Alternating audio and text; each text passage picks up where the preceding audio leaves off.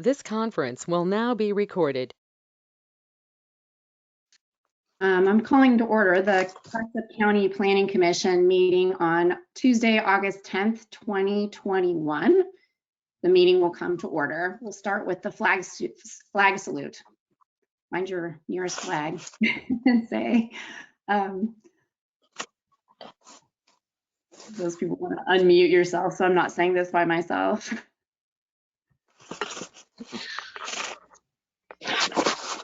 I can cue the flag of the United States of America. United States of America. Stands one nation, indivisible, with liberty and justice for all. Thanks for the flag there, Gail. Wow, nice. That was rough. Sorry, we haven't been doing that for a while. Well, we haven't met for a while here, so we'll try better for next time. Would staff please take the roll? We do still have one vacant position. Commissioner Farrar. Present. Commissioner Orr. Present. Commissioner Lam Kwong. He looks like he's not here yet. Commissioner Johnson, Carrie Johnson. I see him on the list. He may not know how to unmute his phone. So I'm assuming he's here. Commissioner Gardner. Present. Commissioner Strickland. I know Robert's here. Jim Allegria is excused. Andrea Mozzarella. Jan Mitchell. Cheryl Johnson. I believe she's here. She's on the list. Harold Gable is excused. Pat Corcoran. Present. Todd Lundy. Susanna Gladwin.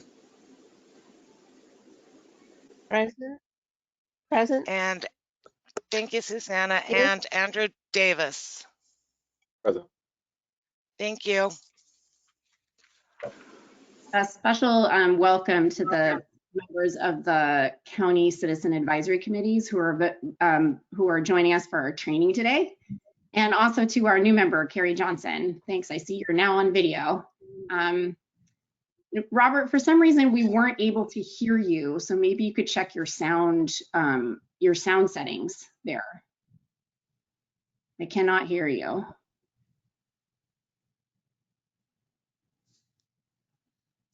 This is Carrie Johnson. Can you hear me? I can hear you. Thank you. Okay. Loud and clear. Commissioner Strickland, if you want to also call in on your phone, if that's better. Also, I'll keep an eye on the comments there too, if needed. Let's move it along here. So, do we have Commissioner Kwong yet? Like not quite yet. Okay, well, let's get going with the agenda. So you've all received the agenda. There was some confusion, I'm afraid, over what kind of meeting this was. I believe it's officially a regular Planning Commission meeting, but it has a joint element to it, the Joint Planning Commission County Citizen Advisory Committee training. And so as to really support all of our volunteers' time, I'm going to suggest that in our meeting that we move up the comprehensive plan update underneath that training, so that those of you who need to get on with your day, get back to work, get back to your families, can go ahead and leave us at that time if you choose to. Of course, we believe our meeting is the most fascinating one, but we know that you all are busy and have much to do. So I'm going to suggest that we move that comp plan update underneath there.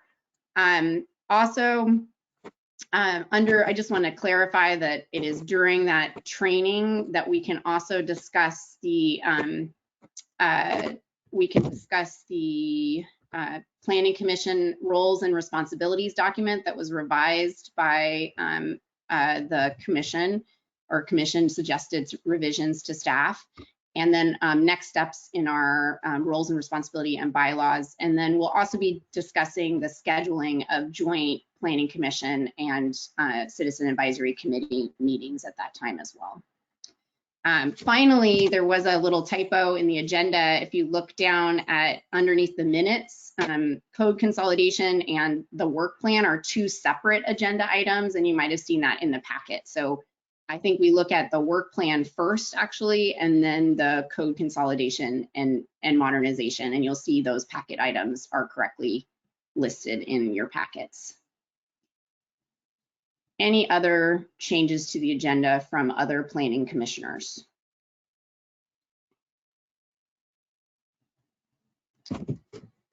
Hearing none, I'll take a motion and a second to adopt the agenda as corrected and clarified. John, are you raising your hand? I can't quite tell.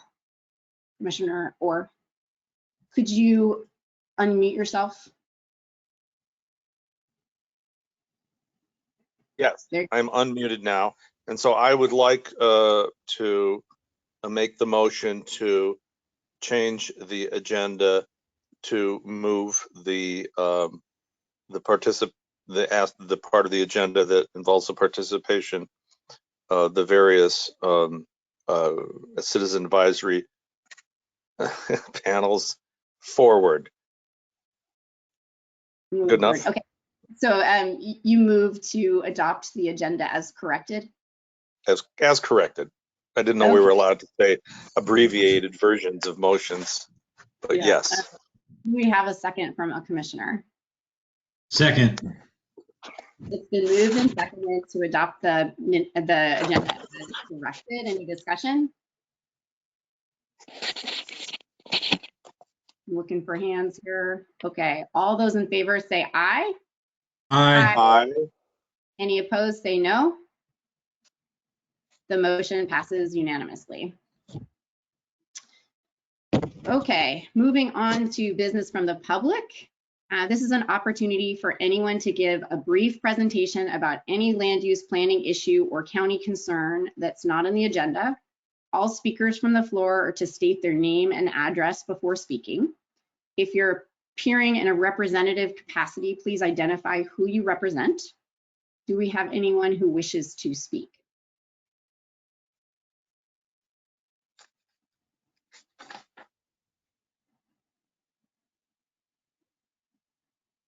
Hearing none, we can move on to our next agenda item, the Joint Planning Commission County Citizen Advisory Committee training. So I'm inviting County Counsel Joanna Lyons-Antley to present the legal issues training and go over future training topics. Thank you. I appreciate that warm welcome. So my name is Joanna Lyons-Antley, and I am here. I'm the county counsel. So what that means is I'm the general counsel for Clatsop County. And I'm here just to go over some, I would say, more of the basic things about legal issues that we deal with and that you will deal with as both the Planning Commission and the Citizen Advisory Committees. And just to give you a broader context of how your advice and recommendations fit in with the big picture of what Clatsop County is charged to do. So let's just get started. We're going to talk about what a land use decision is. And I think for non-lawyers, this is somewhat one of the most confusing things out there. I certainly find it as an attorney. It can be pretty confusing. But what it really comes down to is there's special types of decisions that are, thank you, Commissioner Gardner. There are special types of decisions that utilize land use planning laws. And those types of decisions have a special type of appeal process. So the reason we're talking about it is because land use decisions, once a final decision is made by the county or the local jurisdiction, and final is a special word, it is then appealed through a special process through the Land Use Board of Appeals. For non-land use decisions, and we're going to talk about the difference between the two in a second, they go through a process where you would go to the circuit court for appeal. So what's the difference? Well, a land use decision is going to be a final decision that applies the statewide planning goals, comprehensive plan provisions, it amends it, it adopts it, it applies it, or local land use regulations.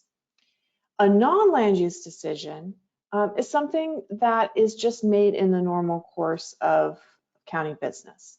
So one of the examples that I could use is the county regulates, I don't know about this particular county, but often many local jurisdictions regulate secondhand stores. So that would be like pawn shops.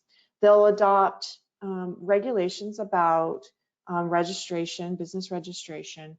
They'll adopt rules and regulations relating to, how secondhand goods can change hands, what kind of record keeping you've got to have, what type of licensing. To I think a lot of folks, that might seem like a land use decision, but in fact it's not. It's just a regulation that the county passes, and so any kind of changes to an ordinance are not land use decisions. So that's really land use decisions, the very specific, narrow type of focus with it's going to be a recommendation from the Citizen Advisory Committee, it's going to be a recommendation from the Planning Commission, and then adoption by the Board of Commissioners. Before I move on to the next slide, have I thoroughly confused anybody? Does anybody have any questions about what's a land use decision, what's not a land use decision? Maybe I can give you a couple more examples of what is. So changing the comp plan, that's a land use decision. Amending the law duct, which is our code of regulations, that's a land use decision. And then finally, going through a hearing process and approving a conditional use permit, that is also a land use decision. Okay, so I don't see any other questions, so I think I'll just move on to the next slide. So this is really for more of the Planning Commission, and many times you wear two hats. But I think this is good for everybody to understand. What's my role in advising the county? So as a Citizen Advisory Committee, and for a good portion of what the Planning Commission does, you act as a legislator. You advise on what adoption of standards should apply to specific areas. You make recommendations on planned amendments, ordinance amendments, that's what we call the law duct group. And you also make recommendations on map amendments. So if it's a large geographic area, not specific to necessarily one property. When you act as a judge, and again, this is really more the Planning Commission side, this is the quasi-judicial decisions. And these are very specific. It is application of criteria specific to the property. And that application of criteria, just so you all know, is identified by the Planning Commission. And often there'll be recommendations, by the Planning Department. And there'll be often recommendations with the staff that will apply that criteria to specific properties and facts in a situation. This is really the majority of the land use decisions that a county will decide. These are the ones that you see, the conditional use permits. And there'll be specific facts that are applied to pre-existing criteria identified by staff. One of the things I just want to kind of focus on is that there really is two kind of burdens of what groups do. So we're going to talk more in depth about acting as a judge, because it does have a higher standard than acting as a legislature. As you can imagine, if you have property, there's a due process requirement that we apply, and that all of us as volunteers and as staff are required to apply and to make sure that everyone's due process rights are followed.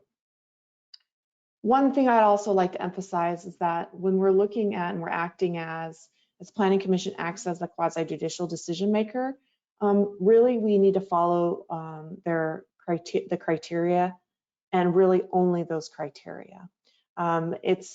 Criteria has been gone through that legislative process. We've already identified what the important criteria is. And we've already identified that it's compliant with state law. Before I move on to the next slide, does anybody have any questions or comments? I see Commissioner Strickland is talking, but I cannot hear him.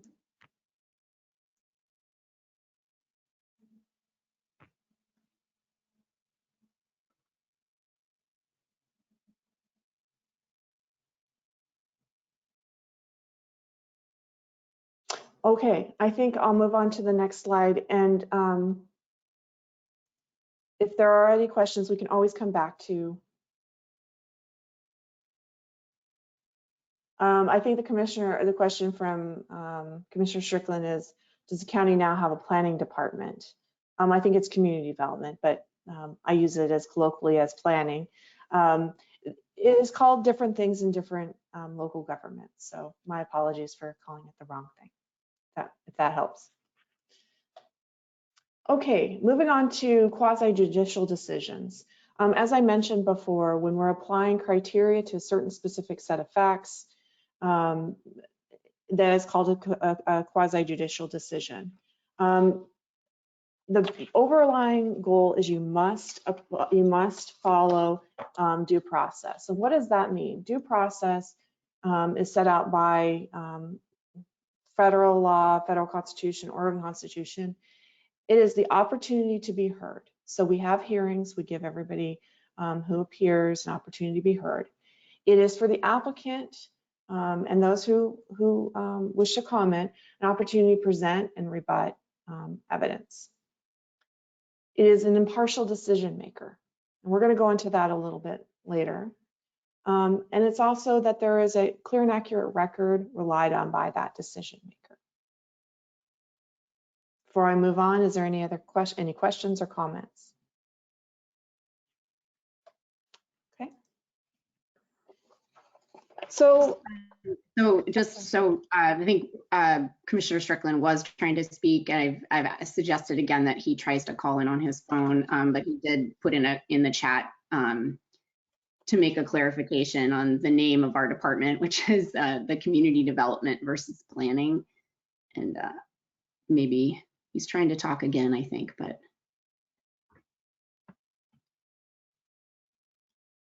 Okay, and I think I addressed that. That was just a slip of the tongue, I guess you could say. They're often called different things in different entities, and then certainly community development is what Clatsop County calls their department. Impartial decision maker in a land use decision. So for a decision maker to make a decision, Sorry, it looked like Gail actually had a comment on that also.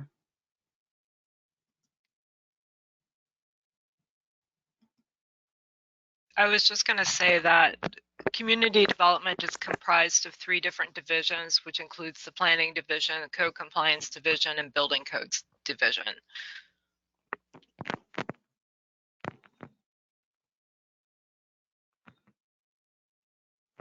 Okay, thank you for that clarification. As we go through these virtual meetings, it's always not as easy as just meeting in person, right? It would be a lot easier to communicate. So thank you for bearing with us as we go through this training. So impartial decision makers. So requirements of a decision maker. First of all, it is a requirement that these 3 things are met. And I say a requirement because it can be if we do not meet those requirements, a court can remand the case or say that the decision is invalid. So the first is declare ex parte contacts. So it's not illegal to have ex parte contacts, and that means communicating with the applicant, looking at the site, but you must declare them. So that's a really important distinction, I think, that we all need to be aware of. And again, we're talking about quasi-judicial land use decisions. You must not be biased. And I believe we have a little bit more about ex parte and bias as we go on. This is kind of the overview slide. And then declare conflicts of interest. These are really 3 fundamental requirements that we must have as we move forward with a quasi-judicial decision. And again, that's planning commission issues. So for ex parte contacts, really the way that they define that is any evidence or testimony relating to a pending application that's received outside the hearing. You must declare it as a decision maker, and you must provide enough information for the applicant or other folks to respond. They can be things like conversations, newspaper articles, site visits, social media, anything that really the court has said that you need to give the applicant an opportunity to respond. So generally, I mean, I think we've all kind of seen this when we've had the land use decisions, is that most commissioners will really not engage in those types of activities ahead of time. In fact, I would strongly discourage it. You can do site visits. I think site visits are incredibly helpful. But anything other than site visits, I really discourage planning commission members from participating in. It's not unlawful, again, it's not unlawful to have them. It's just unlawful not to disclose them. Any questions about ex parte contacts?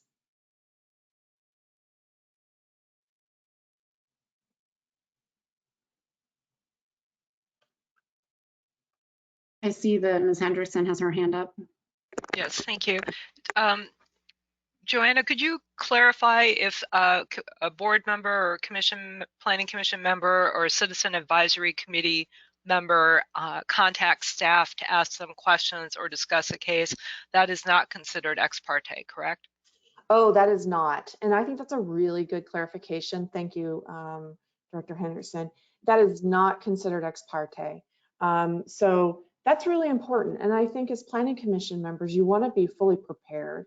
You want to be able to ask your questions. You want to understand the criteria before you go into a quasi-judicial decision. It is a big deal. So, you know, staff is here to assist planning commission members. We're here to identify those criteria and help answer any questions that you may have. Any other comments or questions?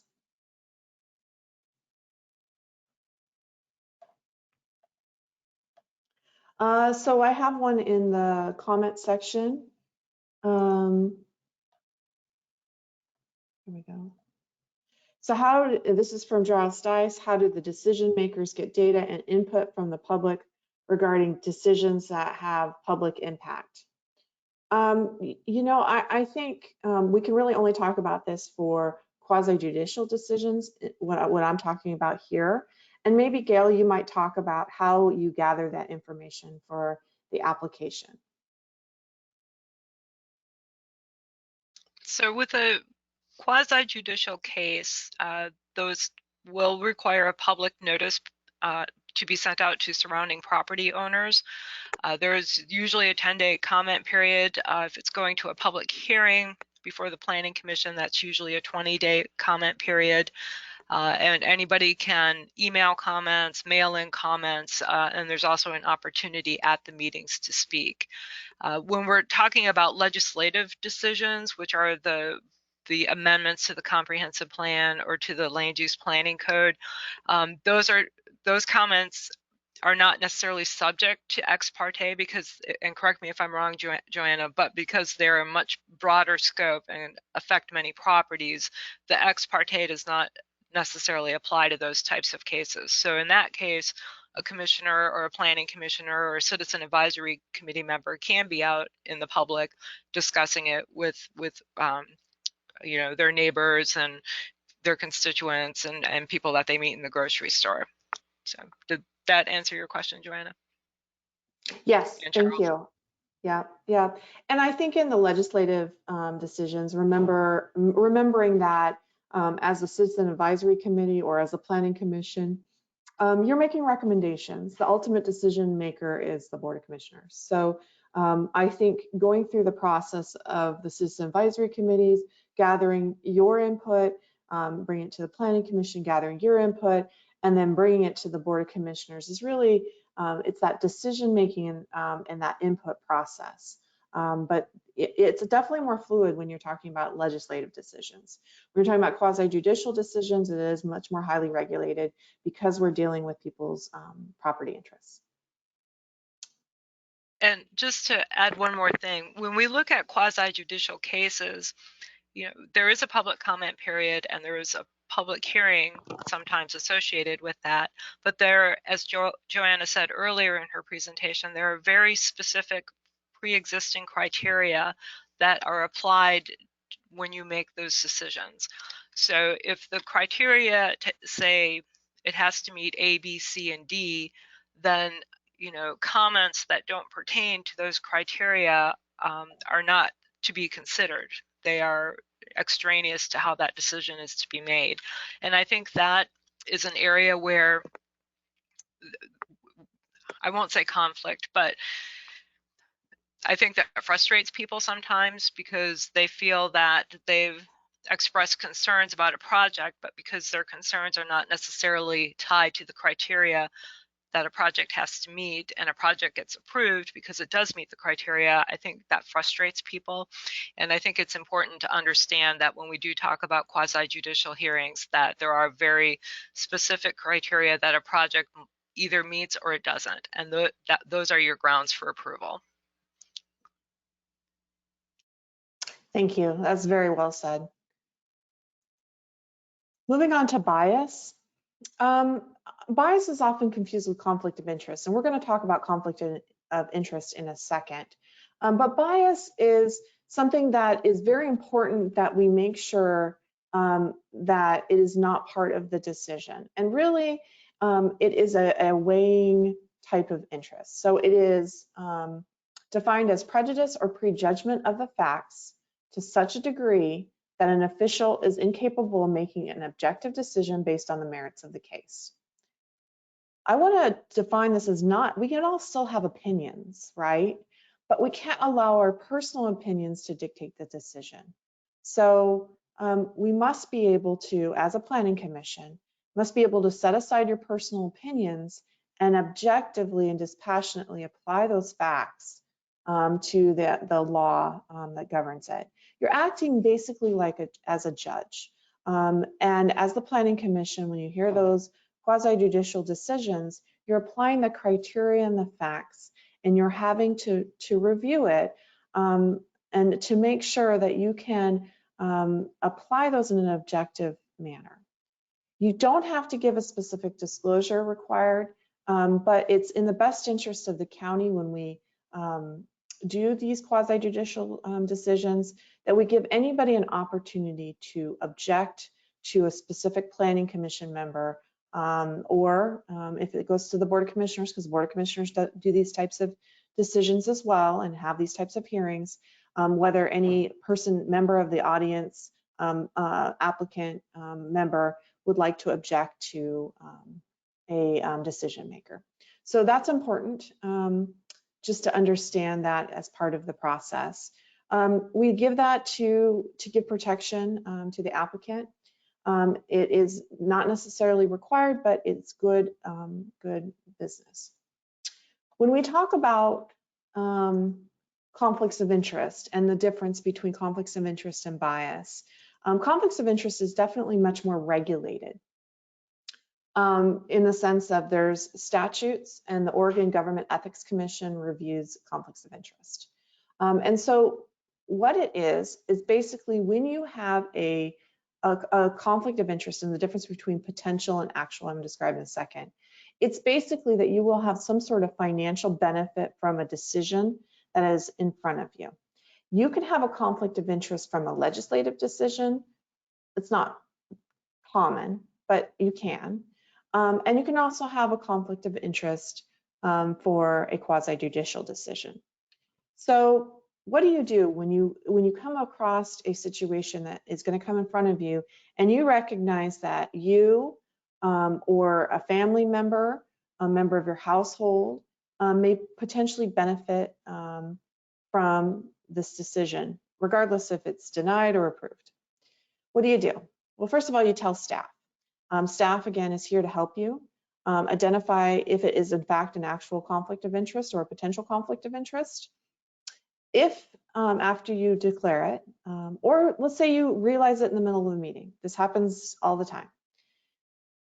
We ask, is it potentially going to affect you, or is it actually going to impact you? It's the would or could difference in then what you do. So you declare it. You declare it regardless of whether it's a potential or actual.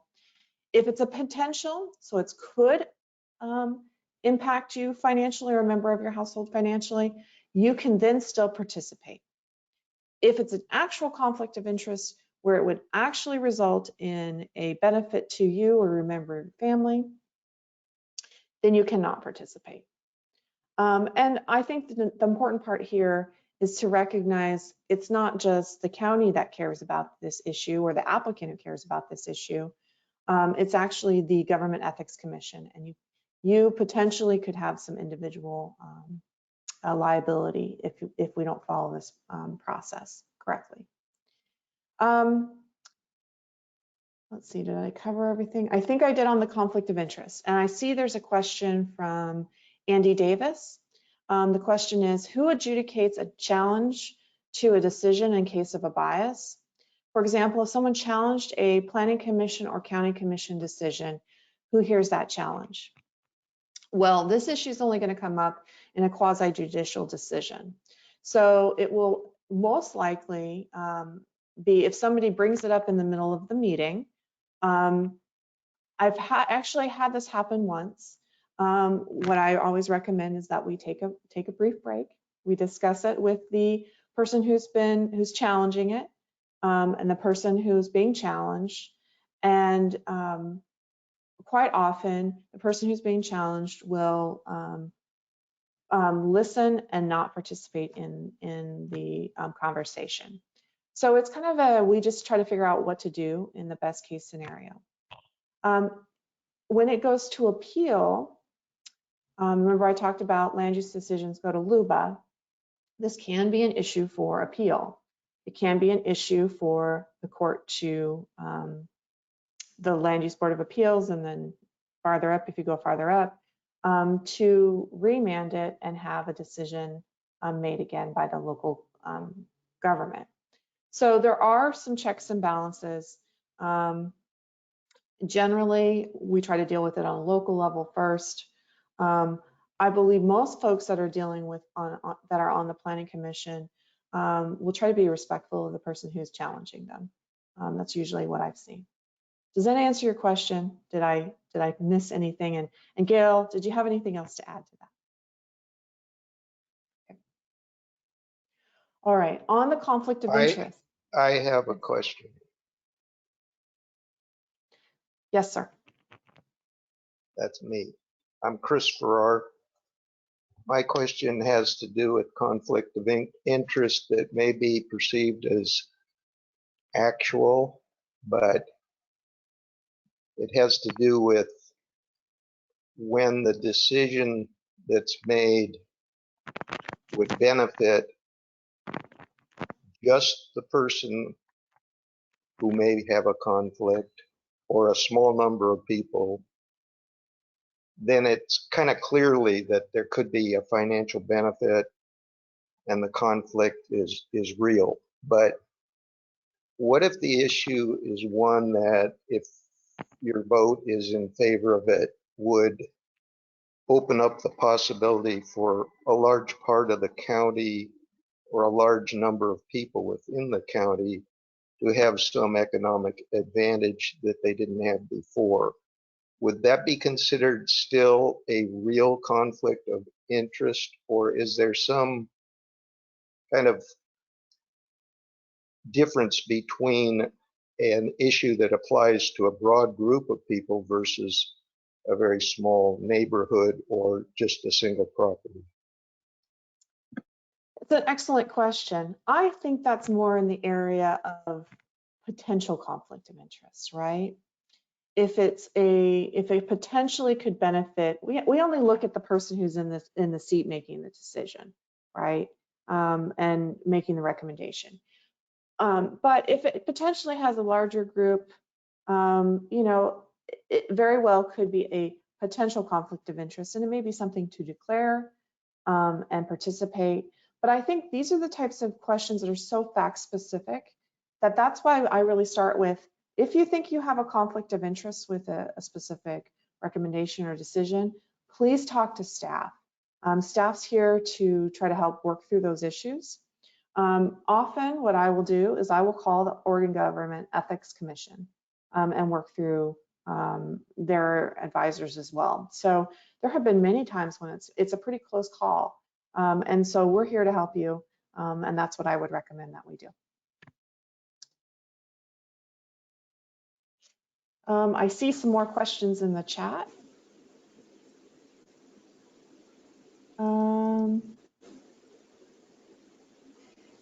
Okay, Commissioner Strickland, you're challenging how to say something. I have no idea how to say some of these, but let's see, bias. I anticipate the issues related to, I'm not even sure what that is. I believe it's it's hallucinogenic mushrooms. okay. Not something I normally hear with land use decisions. So will emerge as land use matters. Does bias affect these matters? Bias regard, I think that's for or against progressiveness of such enter our process. Well, I think when we're having issues, and I think maybe you're talking about growing the hallucinogenic mushrooms. Is that maybe what you're getting more at? If there was a application and it came through as an application to grow these mushrooms, we would look at the facts, we would look at the criteria, and we would apply them. And depending on where it was occurring, it may be an administrative decision, it may be a decision that's a conditional use decision, but we would work through those issues and we would make sure that we're applying the facts and the criteria together. If it then fact goes to the Planning Commission or say the Board of Commissioners, we would evaluate that bias at that time. Really, we would stick to the criteria, and like with any of our, I would say more controversial things, we really just try to figure out what the criteria is.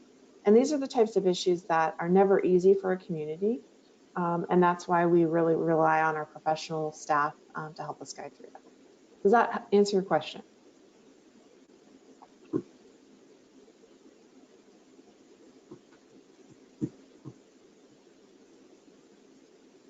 All right, I'm going to go on to the next question because I don't hear anything more from Commissioner Strickland.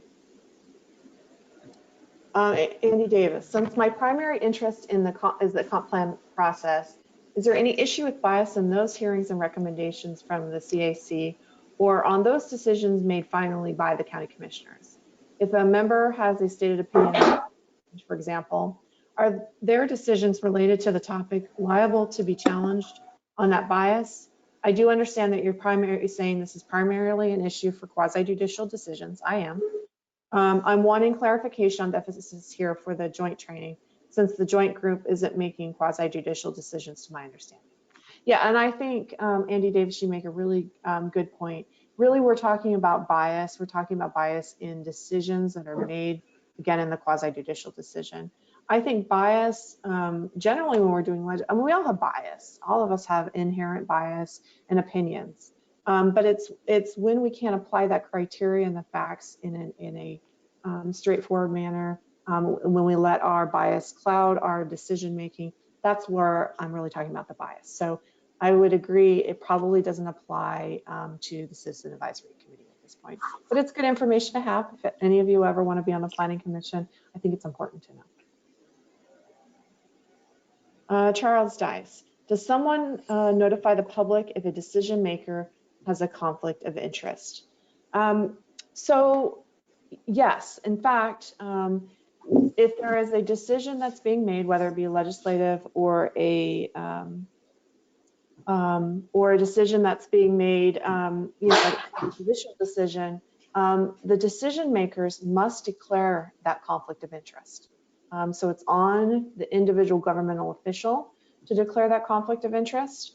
and they declare it as a potential or an actual conflict of interest. And again, potential, you can still participate in the decision. An actual conflict of interest, you cannot participate in the decision. So yes, it's part of the meeting and part of the declared issues before a decision is made. I see Linda Ironman had her hand up. Yeah, I have a question.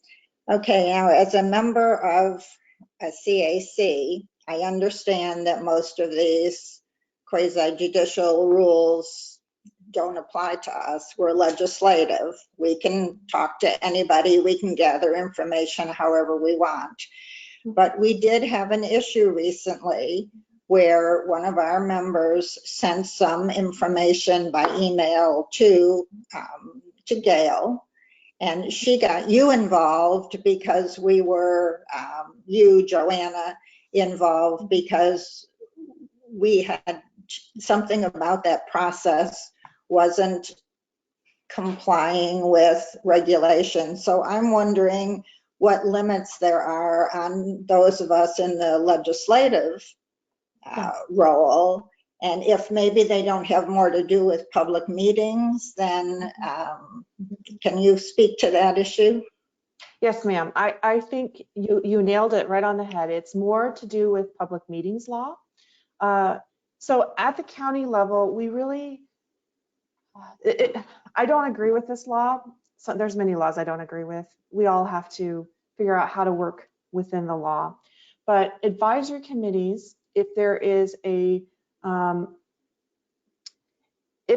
deliberation towards a decision, you have potentially a public meeting, even on the advisory committee level. And that email that I sent, and thank you, I think this is a really good topic for us all to discuss, puts additional requirements on the county to have it noticed properly as a public meeting, to record it or to take minutes, and to have it in a public forum. So my email to the Citizen Advisory Committee was just to warn, let's be cautious. If we're going to have deliberations towards a decision, let's work through the planning, the already structured arrangements we have. I know Gail has definitely tried to arrange those as best we can, but it is a complicated issue, and it was meant kindly as a warning. I just want to be cautious because ultimately it's the county who could be responsible if we have public meetings that are not advertised, are not recorded, and there's deliberations towards a decision. So hopefully that answers your question. It is a caution. I just want to be cautious about it. Yes, as Citizen Advisory Committee members, yes, I want you to get opinions of your community. Okay, thank you. Adding to, there's another comment, I'm sorry, from Jan Mitchell. Adding to Andy's question, one needs to be able to set aside personal opinions and decide on the facts given at a hearing/meeting. On an issue like climate change, information is out there that may or may not be presented by staff. Are we limited to just what is given to us by staff, or can we consider what is in newspapers, professional papers, scientific studies, etc.? So when we're talking, it depends on what kind of decision you're making or what kind of recommendation. As a Citizen Advisory Committee, certainly you can consider these types of issues. In a quasi-judicial decision, we're really stuck to what the criteria is, and you can consider other facts and other information that's presented during that meeting, or you can declare an ex parte contact, something that's been brought to you. It really depends on what the decision is. Is it a quasi-judicial decision, or is it more of the legislative type of decision? Does that help answer the question? I think maybe I need a specific example.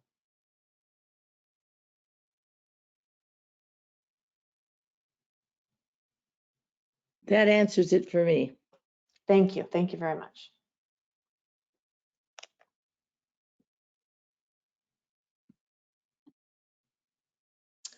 Okay, with that, I think my part of the presentation, I think, is complete. So I would pass it over to Chair Gardner. Okay, well, we had, when I had talked with Director Henriksen prior to this meeting, we had talked about, well, I think you actually did have a slide that was about future trainings. Isn't that on there? And then we were also going to touch on next steps for the Planning Commission roles and responsibilities. And I thought it might be appropriate to have you lead that since you were the lead at the County Commission joint work session. Yes, ma'am. I certainly can do that. And I don't have a slide, so sorry. I'm a creature of habit. I like my slides for the Planning Commission documents. We have so the statement of roles and responsibilities. Let me give a little bit of background. The Board of Commissioners is wanting to have everybody kind of start on some ground rules and to have some idea of what each of our different planning commissions, councils, committees, we're all operating on the same set of rules.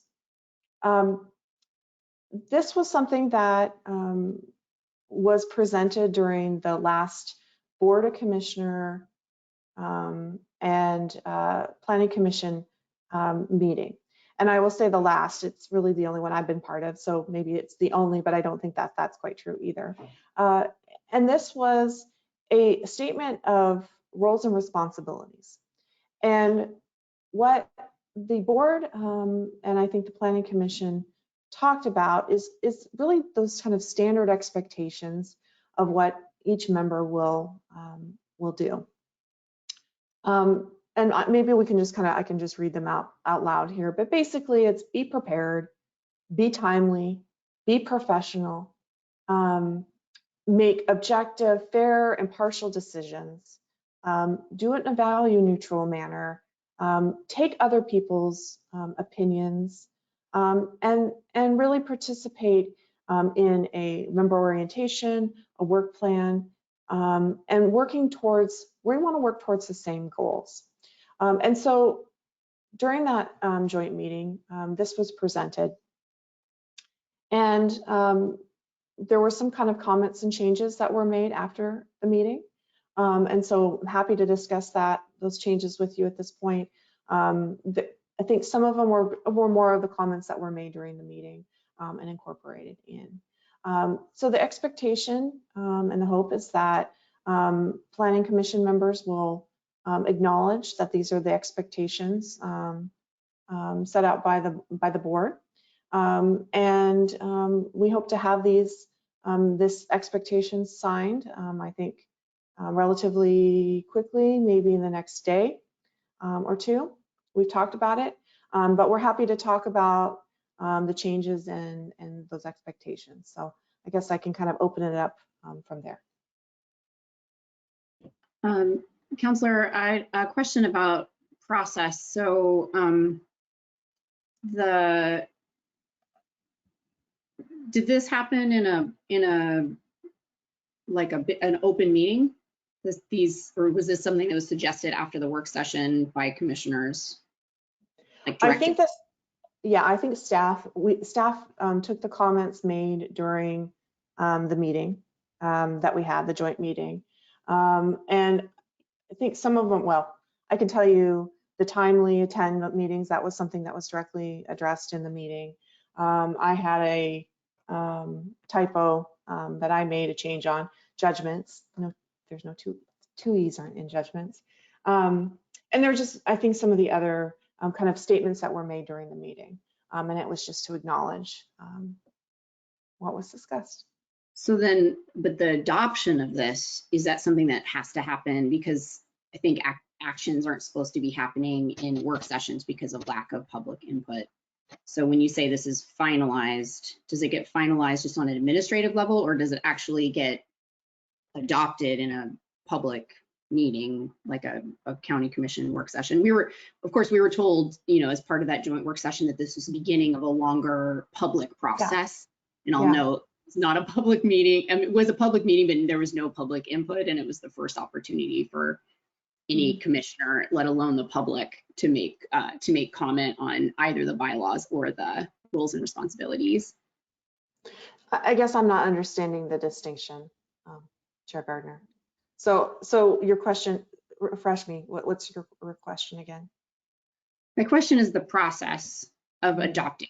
So this is now, just to clarify, like I don't have issues with these changes, but it's just we're just trying to figure out like the legal proper as well as the kindest way of moving these changes forward, right? So and making sure that especially the Planning Commission as well as the general public have an opportunity to give substantive review and comment on any changes. So is there, like, when you said this is going to be finalized in the next couple of days, so is this the opportunity that the Planning Commission has and the public has, though the public's never seen this because it wasn't part of a packet, to make comment on it? Or is it going to go to a public hearing, like a county commission meeting? So I see this really more, I think I understand your question a little bit more clearly now. It is more of an administrative process. It's not something that requires a public vote or public input. This is something that we've discussed in the work session. And so administratively, staff made the changes to this document, and this document is finalized. Now, I know there will be a moment, you probably want to talk about the Planning Commission bylaw changes. I know that was something that is definitely more, I would say, more in that public process area. This is just a statement of expectations. I agree that there's nothing controversial about this, and we just we as staff took the changes that we heard during the meeting and incorporated them in this document. I see there's some comments and questions in the chat, but maybe I'll start with the planning commissioners if you have any questions or comments on that you want to share with council. I see Commissioner Farrar. Yes, thank you. I have, I'd like to more fully understand a couple of the bullet points that are listed here. The first is the second one down. It says carry out any and all duties assigned to them by the Board of Clatsop County Commissioners. I would like additional wording. I would like to make it clear that the Board of Commissioners cannot ask us to do anything they feel like. The request for us to carry out a duty must be legal and lawful and reasonable. And that wording needs to be added to that line. Otherwise, you're opening yourself up to being a slave for whatever this group of people decides they would like to have you do. So that's very poorly worded, that point, and I could not sign such a document. The next one down that I have a question about is the second one up from the bottom. It says utilize taxpayer resources, including staff time, in a fiscally responsible manner. What exactly does that mean? Who determines what is considered fiscally responsible? Are we to be expected as planning commissioners to have a full grasp of the county's budget or of the community development department's budget. I don't know what staff time even costs. I don't know what an hour of staff time costs. I don't typically contact the staff. In fact, I don't think I ever have while being on the planning commission. But if I had a question, say about conflict of interest, how do I know at what point whether I'm wasting the county's money? I don't feel any of us have sufficient knowledge. Maybe somebody does. So I'll speak for myself and say, I don't feel I have sufficient understanding of the county's budget. And my idea of what's fiscally responsible, I have an idea would be very different than most of the sitting members of the Board of Commissioners. So I would like both those points either deleted or clarified with much more wording. Thank you.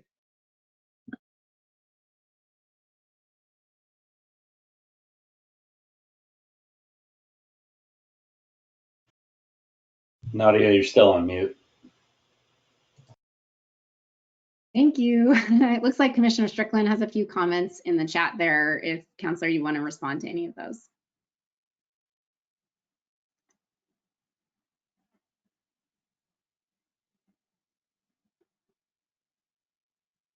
I believe most are comments. So I think I better read them because they're not going to be available necessarily in the recording. Commissioner Strickland says, I presume that since her first pre-law course, our county council has never been placed in a position to advocate for a contract in which people agree to abide with unarticulated future demands by other party to the agreement. I've never seen such a contract. He goes on to say, we can't get a straight answer, Ari, who spearheaded the changes to the Planning Commission bylaws. And finally, I do not and shall not respect elected officials who embrace fascista propensities. Commissioner Kwong, Johnson, or Orr, do you have any questions or comments?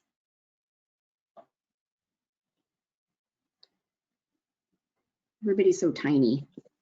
Yes. Commissioner Orr. Yeah, I'm listening to all of this, and I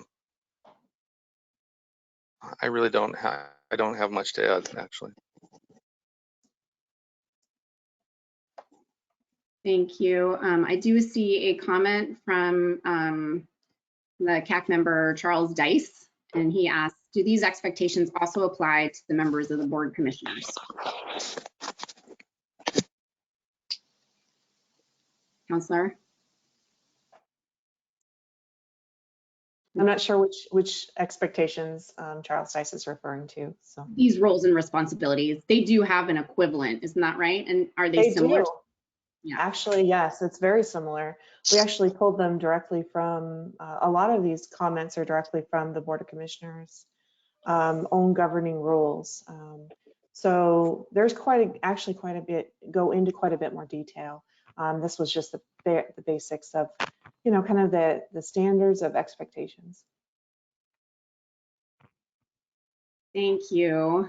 Unless there are other comments, we'll go ahead and move on to next steps for the bylaws. Do we have is there an idea about what is going to happen in terms of that element of, well, actually final, so it sounds like these are being finalized, and is it possible that the commission's comments today could be integrated? That's question one. And number two is, what about the bylaws? What are the next steps there? How do we, is it possible that the Planning Commission could actually have that discussion maybe in our next meeting? Yes, Chair Gardner, that's the plan, is to bring the bylaws back to the Planning Commission in September to get some discussion on it. The board is still interested and wants to have a second meeting, but they haven't picked a date, joint meeting that is, and haven't sent any agenda. So we would also be looking for input from the Planning Commission members about topics that they would like to potentially have at a meeting. Great. So the bylaws we will look at as a group at the next meeting and then figure out from there how we move forward, possibly having another joint session specifically finalizing those and so that they then would go to a public hearing during a regular commission meeting. Correct. Yes. Any questions or comments from commissioners or CAC members?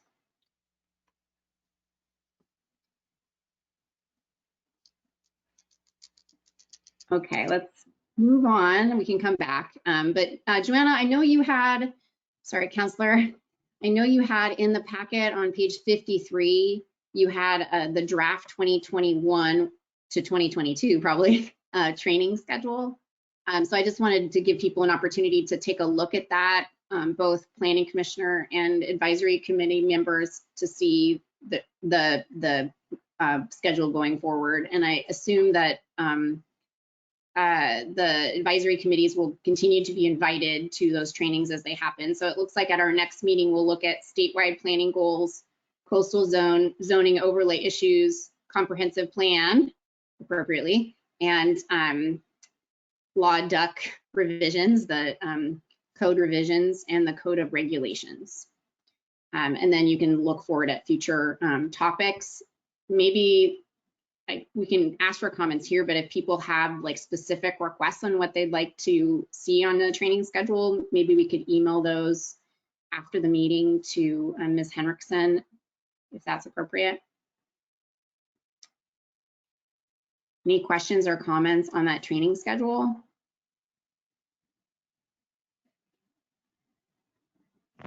Oh, we've got Ms. Johnson. Chair Gardner, I have some comments and some requests, not specifically on the training, but on the role of the local CACs and the countywide CACs in this land use process. Is this an appropriate time for me to make those comments and requests? Sure, I think, yes, I think next on the agenda would be the comp plan update. During that time, we'll be talking about just what you're talking about and the Planning Commission Advisory Committee schedule. So why don't you go ahead and give your comments now and we can move on to those agenda items. Okay, thank you.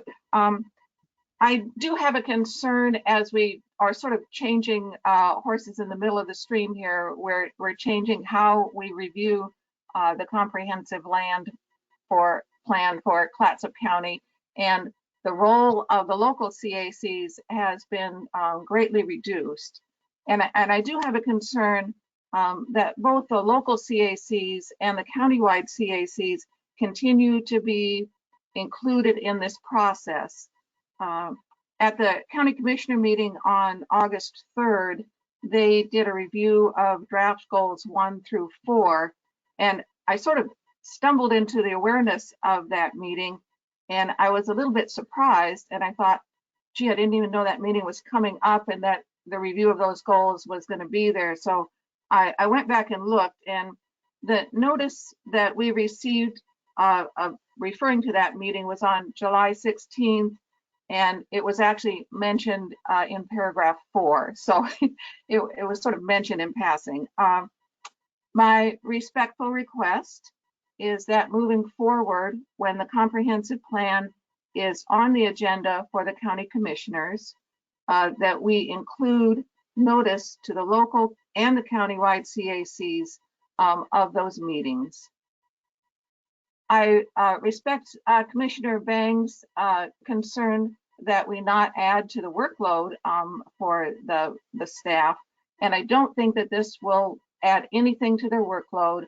What I am requesting is that a meeting notice that is already going out, that it just be included to the local CACs and to the countywide CACs. My other concern is that at that meeting, and I wasn't able to attend that meeting, but I was able to go back and listen to the video. Those first 4 goals, which have now been rewritten and submitted to the county commissioners, those were reviewed, and goal 4, forestry, has been substantially rewritten. And I would just remind all of us, and I'm glad that one of the county commissioners is attending today, is that both the local and the countywide CAC members have committed an incredible amount of time reading and researching in order to attend their meetings and to draft those goals. As community volunteers on both of those committees, and some of us have the joy of serving on both of those committees, we have given a great deal of time to drafting those goals.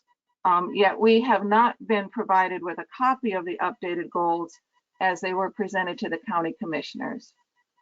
And again, my respectful request is that when rewritten goals are sent to the county commissioners, that they would also be sent to the local CACs and to the countywide CACs.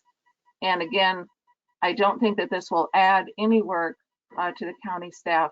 I'm just asking that those folks who put in a tremendous amount of time to draft those goals would be copied in on the revisions. And that's all. Thank you. Thank you, Ms. Johnson. I see a hand up. I think it is Commissioner Orr.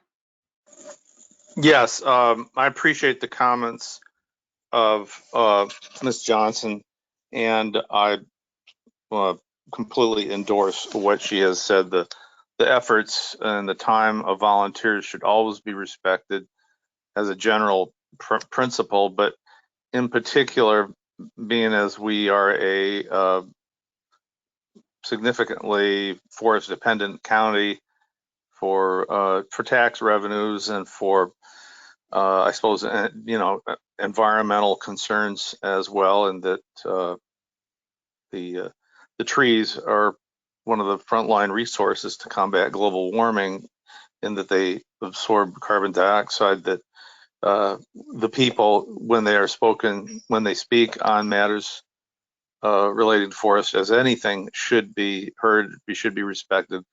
And by the same token, the notification and notices for public input and comment on revisions to any of the goals by staff or by the county commission should be complete, thorough, and that notice should be designed to make sure they know, make sure they have their input, so I support that.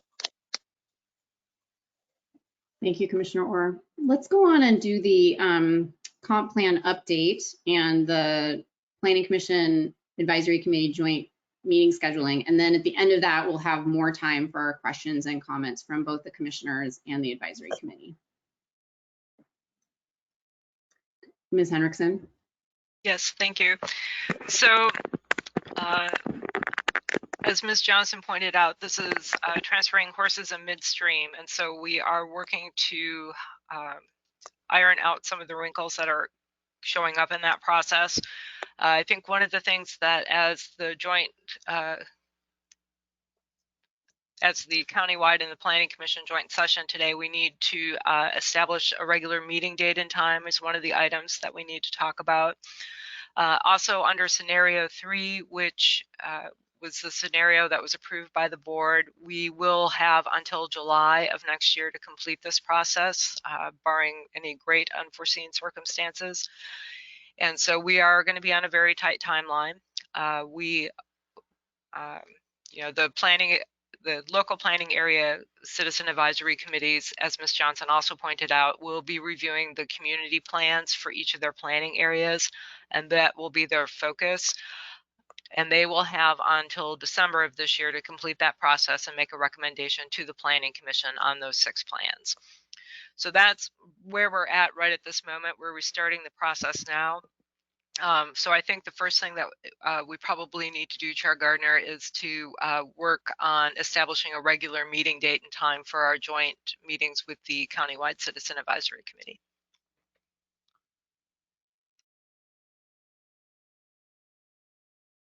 Yes, so Ms. Director Hendrickson, myself, and Chair Davis have been communicating just around scheduling. So the idea is that starting next month, that there'll be 2 meetings a month, that the Planning Commission will start up again, like today, starting our regular schedule and continue our work. At each meeting, we'll be looking at sections of the comprehensive plan that have come out of the countywide group. The countywide group and the Planning Commission will be meeting another time in the month to be working on those sections. So that if the planning commissioners are able to participate early on, then it should move fairly smoothly, I think, through the planning commission. Director Henriksen, do you want to let us know? I think we had talked about maybe having a couple options today to see who might be available for these different scheduled times. I think this first meeting that's coming up in September will be a pretty hefty one because it will be looking again at goals 1 through 4. So I think the draft agenda right now has it at 6 hours. But hopefully moving forward, there'll be smaller chunks of the comprehensive plan. We'll be able to do it in a shorter period of time. Correct. And so in my discussions with Chair Gardner and Chair Davis, our first option that we had picked was the first Tuesday of each month, which would be the week before the regularly scheduled Planning Commission meeting. Unfortunately, the morning time that we had picked out conflicts with the Board of Commissioners work sessions, which are also on the same day, and they begin at 12 o'clock. So one option is to start the joint meeting later in the afternoon, say about 2:30 or so, and then roll with that time. Another option might be the 4th Tuesday of every month, which the board at this point is not having any work sessions scheduled, and they're meeting almost weekly now and holding regular work sessions. So we wanted to throw those two options out as a possible starting point to both the Countywide Citizen Advisory Committee members and the Planning Commission members for their thoughts and feedback. And for that 4th Tuesday option, I think we could do either morning or afternoon. We could start them as early as 9 a.m. rather than doing 10 a.m. Are there people with opinions on or conflicts on those two options? Commissioner Farrar? My preference would be whichever day is selected, that the time be either starting a little early, like 9 o'clock, or if it's going to be an afternoon session, rather than start at 2:30, which totally shoots your day into pieces, put it a little later in the day, like 3:30 or 4 even, so that you can do something else during the day without having this meeting interjected right in the middle of things. That's just my opinion. Ms. Johnson? If we're talking about a 6-hour meeting, I have a strong preference for starting at 9. My brain is much more functional at 9. To start at mid-afternoon and go for 6 hours.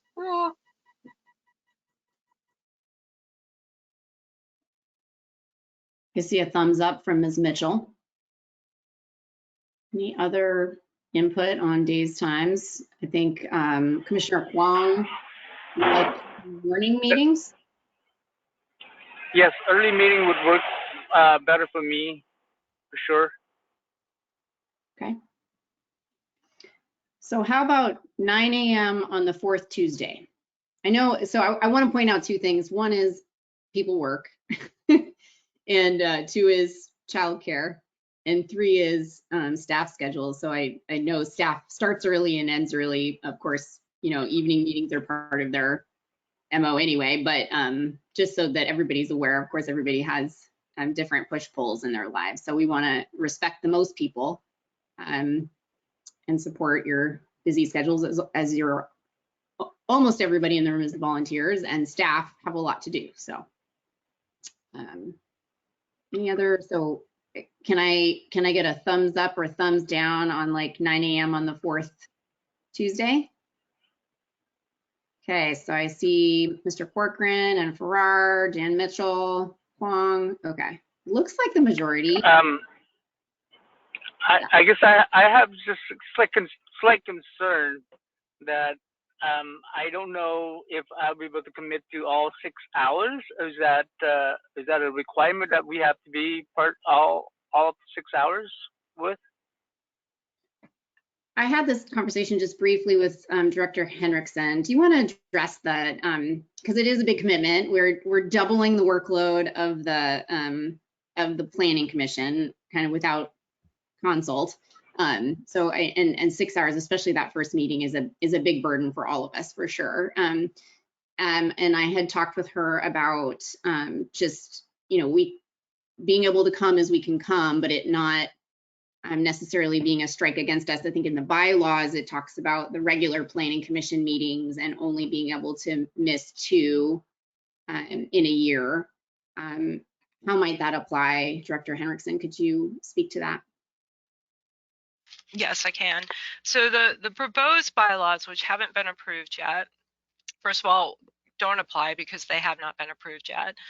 Second, the 2 absences refers to 2 unexcused absences where people just don't show up and don't let anybody know that they're not going to attend a meeting.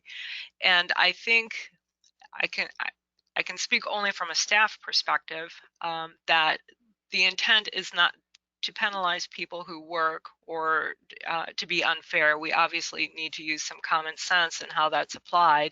And certainly one usually knows if you have some sort of conflict or appointment or a work schedule or something, or if your daycare cancels at the last minute, you usually are able to relay that information. The 2 unexcused absences were just people who didn't show up and didn't bother to let anybody know they weren't going to show up. And that creates a problem because you can't plan for a quorum then. So anyway, I hope that answers the question. It's not our intention to penalize anyone. Thank you for that clarification, Director Henriksen. Just so in terms of a quorum with these joint meetings, what would be a quorum? Well, it would be the, I guess, a more than majority half of the Planning Commission and a majority of the Citizen Advisory Committee. But again, the draft Planning Commission bylaws do not apply to necessarily to your joint meetings, and they're draft. They have not been approved yet. So we can continue to focus on them and make the revisions, but until they're approved, they don't apply. So we can spend a lot of time and energy talking about how we're going to apply something that isn't approved yet to our next meeting, but I don't think that's a useful path for our discussion. I actually think that 2 unexcused absence thing might be in the previous bylaws also, but we've clarified that. So what I'm hearing, Commissioner Huang, is if you can't make it at all, or if you have to leave early, let Director Henriksen and myself and Chair Davis. So Chair Davis is actually going to chair these meetings. I'll be there to support and serve as vice chair if he's not able to be there. But if you could let the 3 of us know, all of you in the room, then we're covered. That'd be great. Okay, so we've got the comp plan update. We've scheduled the joint meeting. Are there other questions and comments from the commissioners and the advisory committee members on the process generally before we move on to the regular Planning Commission agenda?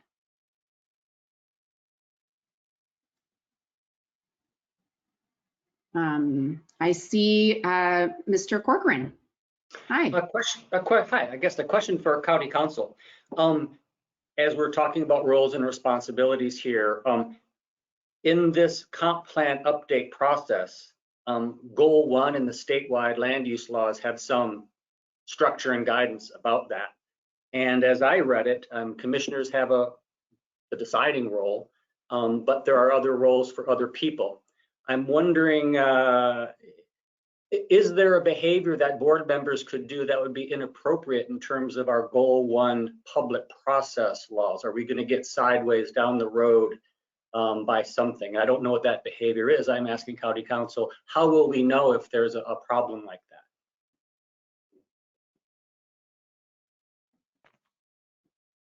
That is an exceptionally large question, but I think it's an awesome one.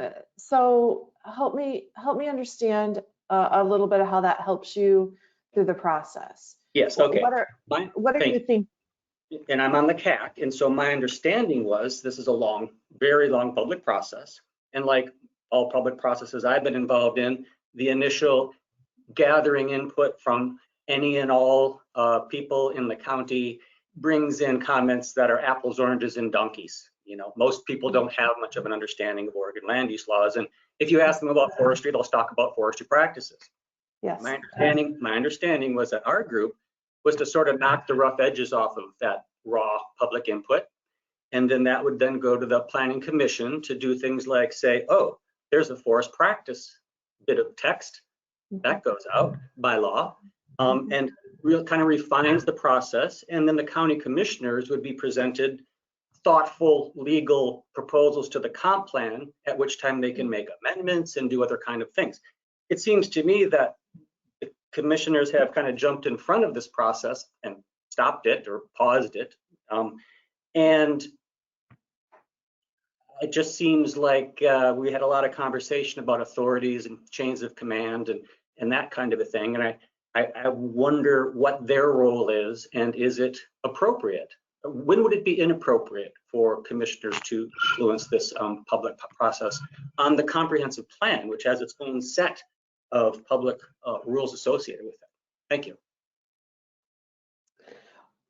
So I think just to unpack that a little bit, first of all, particularly on goal 4, I know there's been a lot of questions about what can the county do, because ultimately you all are advising the county board of commissioners who act on behalf of the county. And I've been involved with that process virtually since I started, which was in April 2020, to help analyze what has state law preempted us from doing, and helped advise through that process. So it's really a fluid process. I don't know that it's necessarily always a step-by-step and we're gonna, go from A to B to C to D. It hasn't been that way since I've started, and I don't think it's going to continue to be that way. But I defer to Gail, because I know as staff we've really tried to get the Board of Commissioners viewpoint on moving forward and trying to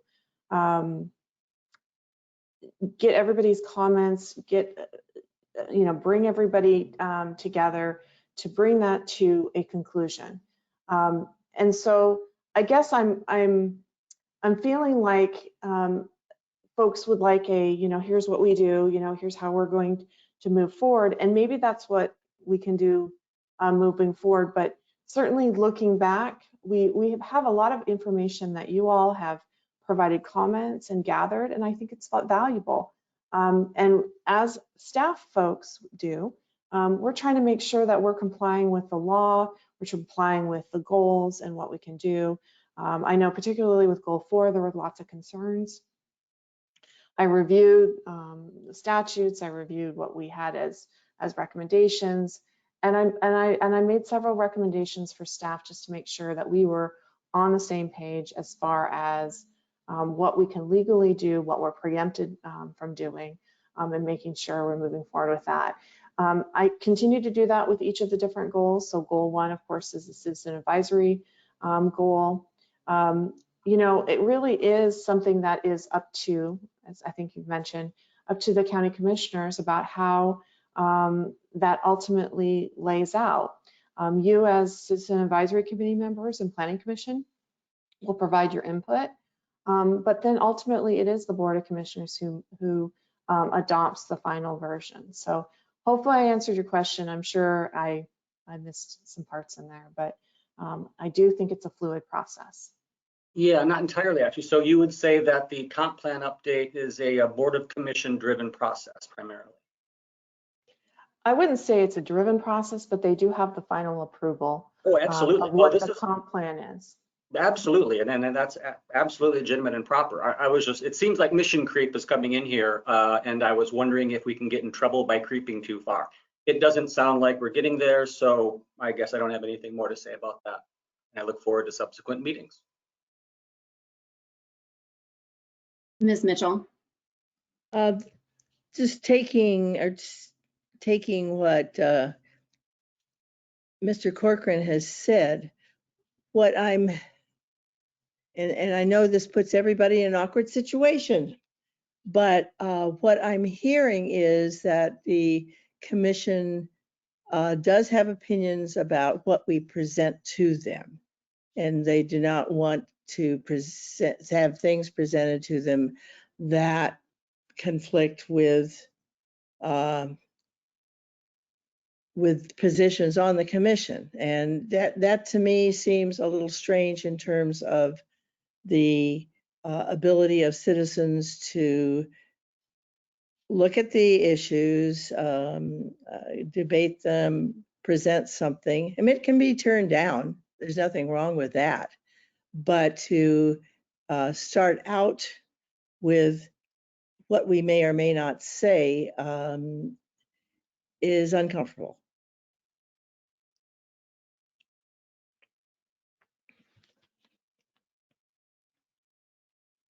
Ms. Ironman.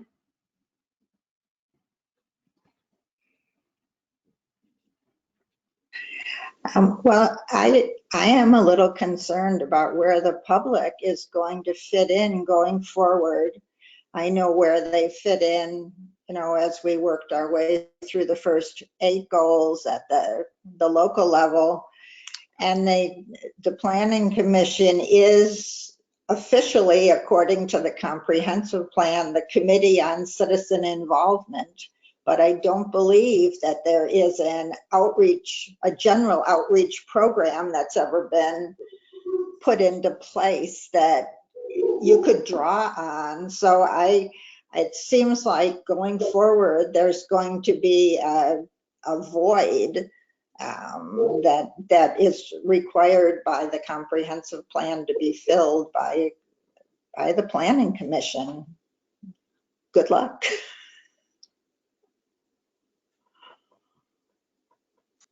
I also have significant concerns about the, I guess, kind of circular process that's happening right now, and the guidance that the county commission is giving staff. For example, from the August 3rd work session, when they directed staff to exclude climate change and exclude riparian buffers and significantly change goal 4.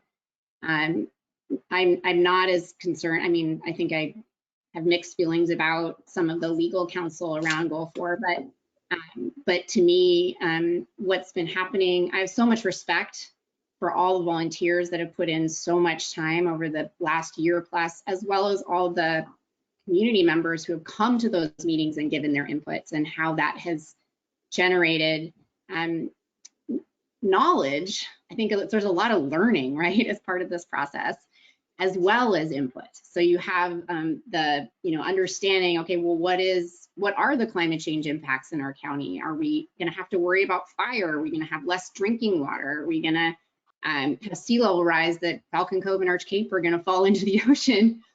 Oh, wow, we are. So yes, our communities are interested in managed retreat, for example.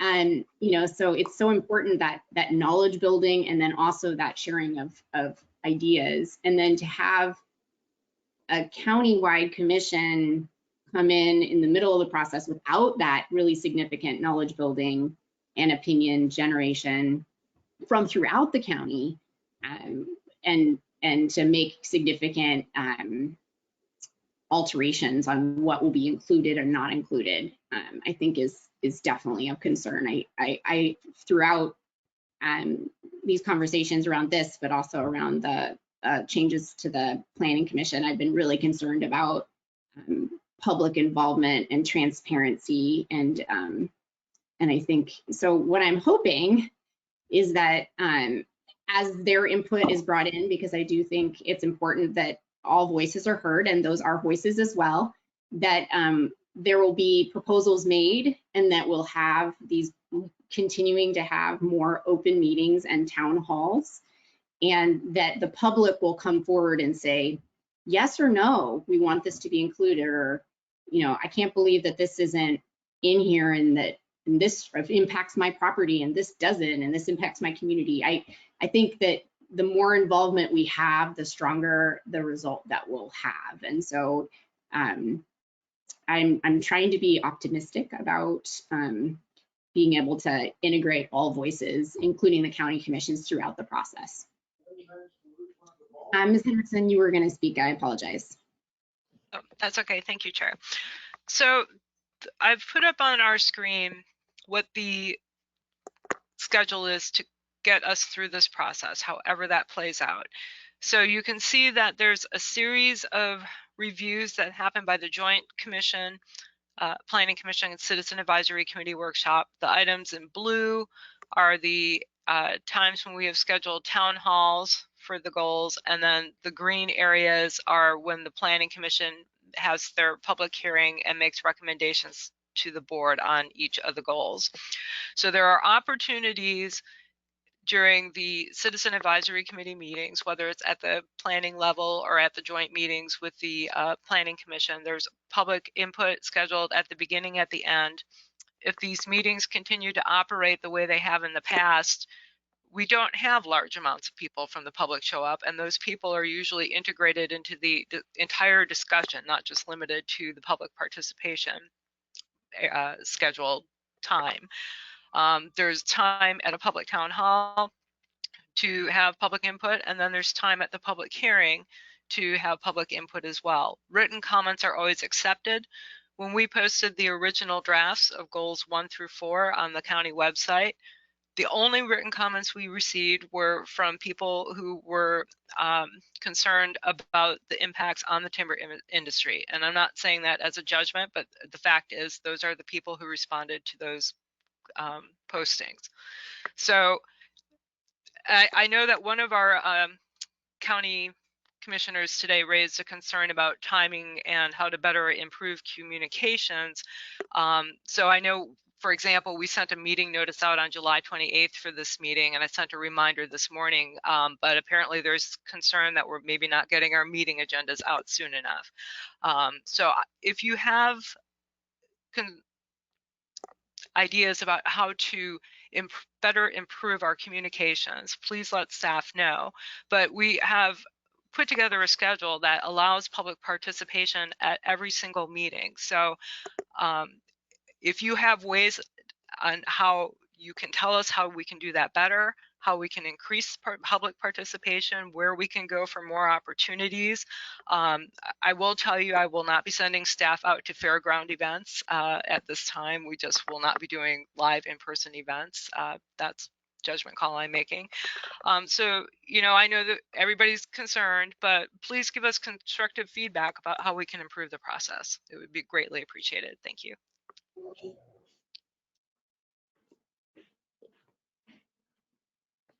I see here a comment from Commissioner Strickland. Even items that statutes currently preclude, citizens can still aspire to changes in statutes that locals foresee as good for Clatsop County. Thank you for your input. Ms. Henriksen. Yeah, and I forgot to clarify my previous statement. So the reason staff is bringing items to the board before we're bringing them back to the Joint Planning Commission County Advisory Committee is because there are policy questions that we, as staff, we need some direction on, so that as we move forward, we're not telling the citizen advisory committees or the community, you can't say that, but we are making them aware of what the board's policy direction is.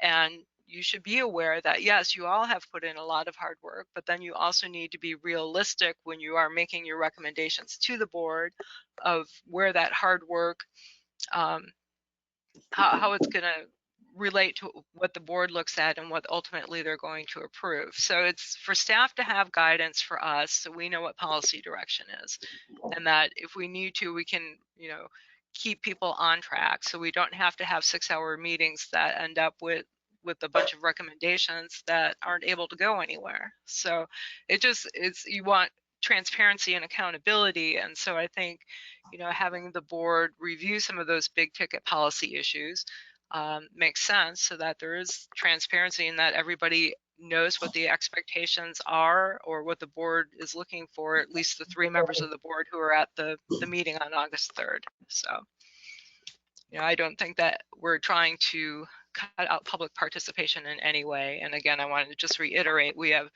scheduled 3 times for each goal, plus all the previous meetings, plus any other discussions that we have, opportunities for public participation. So.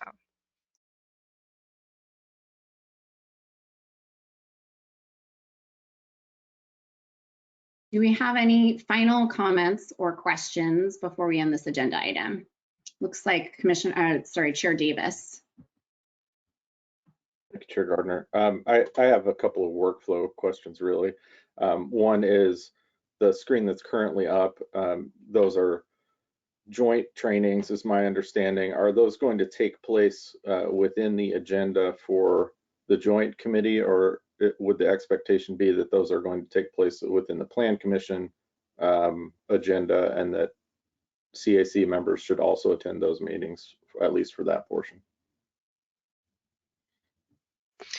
Yeah, we're going to keep them on the Planning Commission agenda as trainings, because they're geared a lot more towards the planning commissioners, but there is useful information that can help the Citizen Advisory Committee members, or they may just want to learn about a particular topic.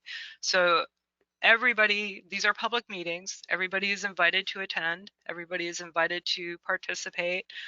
And we will send notices out to everyone when the meetings occur and the trainings. So. Okay, and my other question is really about the anticipated workflow. You sent Gail, you sent a draft agenda for the next joint meeting to Nadia and myself, at least, to take a look at. Part of that is reviewing the status of goals 1 through 4 at present time. And I just wanted to query you and then maybe set foundation for what's the expectation from staff about how we would review those. What kind of feedback are you wanting? How should the group prepare for that meeting? There is material coming back now from staff review with the commissioners. What's your anticipation there? Right, so based on some of the input that we received from the board on August 3rd, we'll be making additional revisions to goals 1 through 4. And so this will be draft 3 now. And that will be what's included in the joint meeting packet. And then, basically it's going to be, you will have a chance to do a review of what's in the text of the goal. So we've started out with an overview section. What is goal 1? What does it mean? How is it enforced? Historical context of how it's been applied here in Clatsop County, what issues we see moving forward, and then it goes into the list of objectives and policies. So you'll be commenting on that text. I'm not going to tell you how to comment on it or what to comment on it, but that would be what you would be reviewing. We would take your comments. We have then the scheduled town hall meeting in between. And then, so here's your initial review. We will schedule a town hall after your review for additional public comment in case nobody speaks or more people want to come speak here. Based on those 2 sets, we'll put together a revised draft that will go to the Planning Commission. We will note in a staff report areas where policies have been recommended that may conflict with what the policy direction is that the board may have set. I will just be upfront with that because it's going to be that way one way or the other anyway. So we all may as well just be upfront about it and say, this is what one group said, this is what the board has said, this is where staff has noted discrepancies. So full transparency. I don't want anybody to be surprised when they see this memo come out. And that's going to be the process as we move through. With regard to the 6-hour meeting, I based that on previous meetings the countywide CAC has held. I think we can shorten that immensely, but again, I started with 6 hours because I know that there are a lot of concerns being raised that we're trying to circumvent the process, truncate the process, prohibit public participation. So really that 6 hours will depend upon how focused and on task the Planning Commission and the Citizen Advisory, whoever you are, Citizen Advisory Committee are. So yeah, so we can definitely shorten that, but we still have scheduled public participation beginning and if the committee so desires in the middle. So. Okay, and is it your anticipation that well, let's say one of the concerns that has come up is the amount of wordsmithing that groups can tend to do. Is it your anticipation that that's the kind of correction, like should we be finding things that stand out as an issue of legal language? Should we be finding big idea issues that we still have with the document? What's the target here for the feedback you want? So to the best of my knowledge, I believe John Orr is an attorney, but I don't think anybody else on these two committees are attorneys. We do. Ms. Ironman is also. But Linda she's Ironman not on is, the Planning Commission or the Countywide Citizen Advisory Committee. oh, she's on the Southwest, okay. Yeah. So, you know, we do have county counsel to do our legal review, so I would prefer that it would be, again, looking at the 20-year picture of issues that we're going to be dealing with in the next 20 years and that are related to land use. And I think that's one thing that we have kind of talk about mission creep, crept outside of our mission into areas of social planning and economics and budgeting and how many committee members should be on the regional land or recreational lands planning advisory committee and how they should be constituted. So we've really had some policies that have crept outside of those lanes. And I think it's important to remember that we are in the land use lane only. So did that answer your question, Chair Davis? Let's at least tangentially, yes. Thank you. I think we could talk about this all day, but it's 11:45, so I think we should move on. But we should expect at that first official joint meeting that we develop some guidelines on how we're gonna move forward. But I do say, like, so even in the Planning Commission, this comes up a lot. And I always encourage people to either before the meeting or after the meeting, but ideally even before, to put your, like, you know, wordsmithing or typo fixing, and then even your larger issues in an email to staff ahead of time. And so that we don't have to go into that in the verbal meeting as much, where we could really focus on big picture issues and work that out. Okay, let's move on, unless someone really has to speak right now. And I'll thank all the volunteers at the advisory committee and the local committees who have attended this meeting. It's great to see your faces, and I really appreciate you. And so you're welcome to leave now, or you can stay. We're going to do our minutes. We're going to look at the community development work plan, which might be of interest, and then the big issue is the code consolidation and modernization. So thank you. Let's move on to our minutes. These are the Clatsop County Planning Commission regular meeting minutes from April 13th, the last time we met on 2021. And I'm going to start with a correction that I noted, which is that under the minutes of being approved at the last meeting, it says that Chair Gardner approved the minutes. And I believe the way that it works, according to my Robert's Rules text, is that if there are no corrections that I'm not approving, but it's that the committee is approving by consensus. Unless that's legally incorrect, I'd like that to be changed from my approving to the commission approving the minutes by consensus. Any challenges to that? Any other corrections to the minutes from April 13th?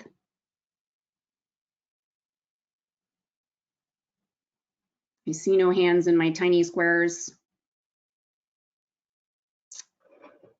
So hearing none, I'll take a motion and a second to adopt the minutes as corrected. Please identify yourselves as making those motions and seconds. Chris Farrar moves to approve the minutes as amended for the regular meeting of April 13th, 2021. Thank you. And I see Commissioner Strickland is seconding the motion. Thank you. All those in favor say aye. Aye. All those opposed say no. The motion. This is Kerry Johnson. I'm going to abstain. Oh, yes. Thank you, Commissioner Johnson. I wasn't there. Thank you. So we have one abstention and everyone else approved. So the motion passes. We'll move on now to the 2021-22 Community Development Work Plan. Will staff please present the work plan? Yes, thank you. So it's presented, you've seen this once before back in, I believe, at your April meeting, and it went back to the board in June, on June 9th for for another review, and then it was approved, I believe, on June 23rd. So it's really provided for your information only. Some of the items, and I think we revised the table a bit to kind of break down, you know, who the involved parties would be in some of these tasks. So it's really more as a starting point for us to start as staff putting together agendas for us on a regular basis, and then working with the chair and with the planning commission on some of these projects. So unless there's any questions, it was really presented for information only at this point. Do any commissioners have any questions and comments on the work plan? We've had a discussion about this in previous meetings.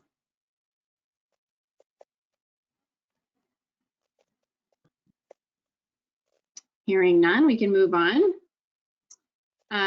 Code consolidation and modernization. Will staff give the staff report on this issue? Yes, thank you. So back in December of last year, after about a year and a half, 2 years worth of work with the Planning Commission, the board approved the consolidation of the standards document and the land and water development and use ordinance. And that went into effect in early January of this year. And after it went into effect, we had phone calls and emails and questions from people in the community, contractors, property owners, who, with the new consolidation where items that had been in disparate areas of the two codes were suddenly put together in one place, we realized that interpretations were changing. And so one example that I included in our cover memo is accessory buildings. And in the definition section of accessory buildings, there's a line that says an accessory building should be subordinate to the main house. And so that's not listed in the zoning ordinance section. So if you looked in a RA2 zone, it said accessory building, it doesn't say subordinate in size to the house. But when those disparate clauses and sentences were brought together, it did change interpretation, which was not what staff intended to do. We were very clear from the beginning of this project that it was not our intent to change regulations, and certainly not our intent to even change how they were interpreted.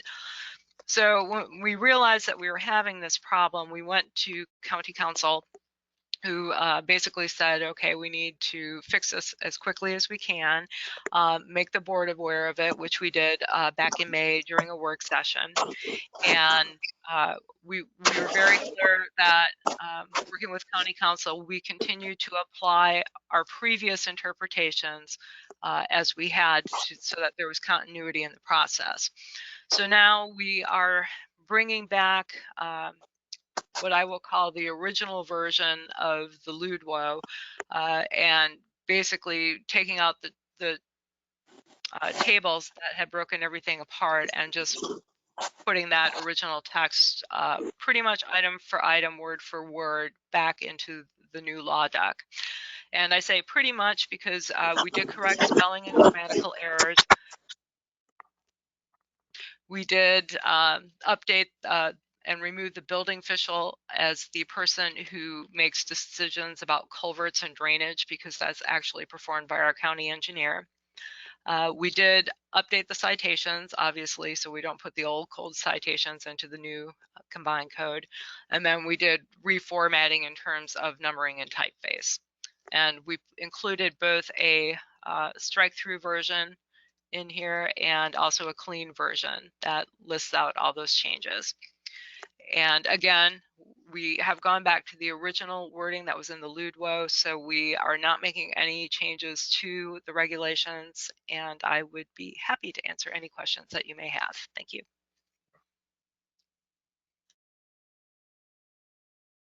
Acknowledging that there's a big document to review here. It looks like, Counselor. I just wanted to say what an amazing job that the staff did in creating this document. And you know, there's inevitably mistakes that are going to be made. And I think it's amazing that they are, I mean, just a few months later after discovering the mistake, they're here to fix the mistake. These were documents, I think, that took me literally weeks to review, trying to go through each of the documents. And so just the amount of work that staff has done is amazing. So I just wanted to say that for the record, that Gail, Director Hendrickson's staff is amazing. So. Thank you. Other questions or comments from the commissioners?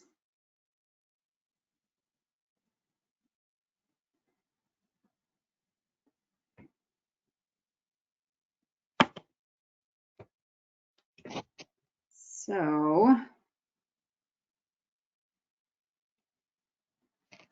the staff recommends that the Planning Commission recommend the Board of Commissions approve the proposed revisions. So I believe we need to vote. If there's no other comments or questions, I'll take a motion with your name and a second.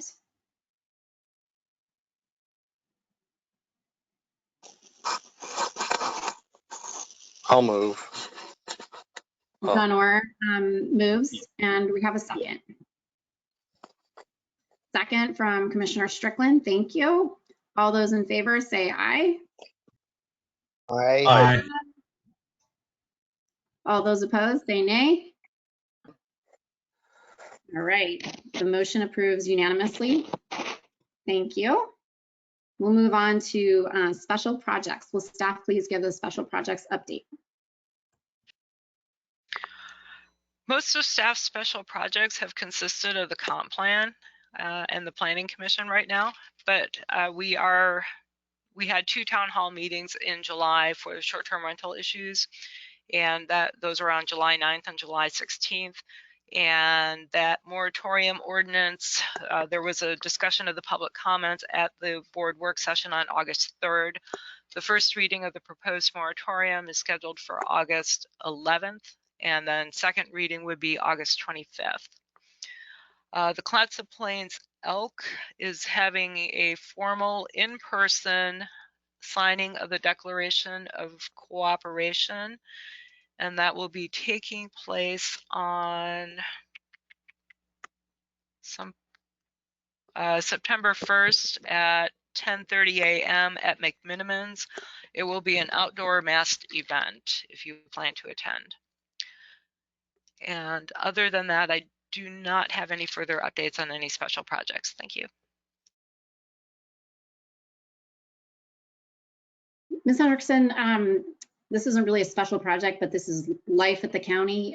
You were saying that that event is outdoors and masked. What is the current state of the county? Like, we had decided to hold these meetings virtually still going forward, both the joint meeting and planning commission. But is the county commission again back to just virtual, or what's the current status? Yeah, at this point, our meetings are virtual. Anybody who's coming into a county building or county facility does need to be masked. And same, City of Astoria last night just issued the same requirement for their city buildings as well. So at least for the foreseeable future, we will be continuing to be virtual. Any questions or comments on special projects from the commissioners?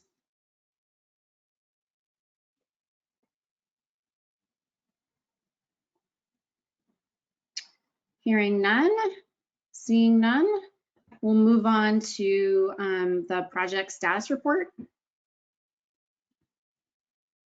Yeah, the only update on here was the Kinney Watchman quarters that came before the Planning Commission. They finally have completed that project, and so next month it will be removed from the list. Any questions from the commissioners on the projects that we've approved in the past?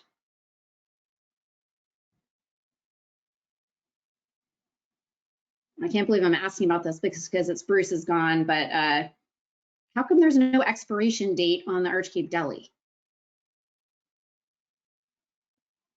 There's no expiration date because by the time the project would have expired, we have a provision in the code that states that if you have spent 10% of your construction cost to get the project started, then we vest the project. And once it's vested, then it's on the books forever. So they have spent 10%. All right, last chance on this or any other issues on the agenda. Final comments before we close out the meeting? Or questions? Yeah. Yes, Director Kennedy. I have just a couple. So we're going to be making some changes to how the agenda is laid out, obviously to accommodate new items that we're going to be doing. So I just want to give everyone's a heads up and ask a question. So first of all, since we are virtual, is there extreme opposition if we were to remove the flag salute from the agenda? Do you want to keep the flag salute? We haven't been doing it since we've been virtual. I would like to remove it. Any other strong feelings on that? It definitely was awkward. Okay, so we'll be taking take it off. Yeah, Commissioner Strickland also agrees. I agree. It was the first time we've had it on actually in a long time. Yeah, and I think we were having problems with our Municode software because this agenda is a little bit different than what we initially put out. So so we're going to be removing that. We will start our meetings with the joint training if that's good with everyone. And then we'll do our trainings there. And then like today, the code consolidation and modernization is going to go away as a regular topic, mainly because that's pretty much done except for this amendment to Article 4 that we just looked at today. And if we're going to be meeting jointly with the Countywide Citizen Advisory Committee, do we need to continue to have a separate comprehensive plan update section on our regular Planning Commission meeting?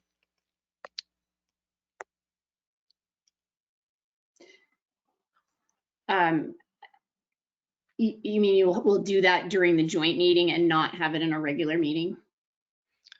Well, the whole reason the Planning Commission was getting a comprehensive plan update was to let you know where the citizen advisory committees were in the process. But since you're going to be working with the citizen advisory committee, do you still need me to come back at your regular meeting and tell you what you just did at the meeting, your joint meeting? Sure, but there's also the neighborhood, the community groups doing theirs, and then, you know, town halls and other things. So as long as that's all reported on at that other meeting, it seems fine, like the bigger picture. Okay. But if that's not reported on, then I would see the utility of having it on, just to keep us kind of like reminding us with that Gantt chart that you had, where we are in the process and what's next. Okay.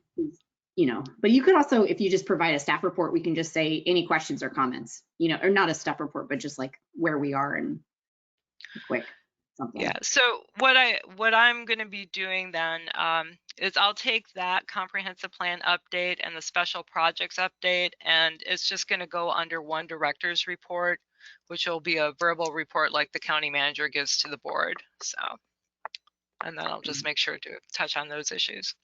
That's fine for me. Is that okay with everyone else?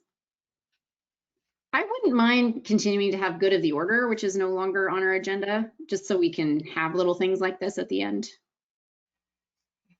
Oh, that's the other thing we're going to add to the agenda is we're going to put in here a work session time, and there will be public hearings as we move through this process. So we're going to have a separate item for work sessions so that we can have discussions about different topics, just to have the work session topics pulling from that work plan that we just looked at previously this morning. And then there will be public hearings. So I think we can either do it under a work session, or you could have a separate good of the order, or you can have both. I'm fine with that. I think of good of the order as just like quick comments at the end, but I see that as something like a little different. But Okay.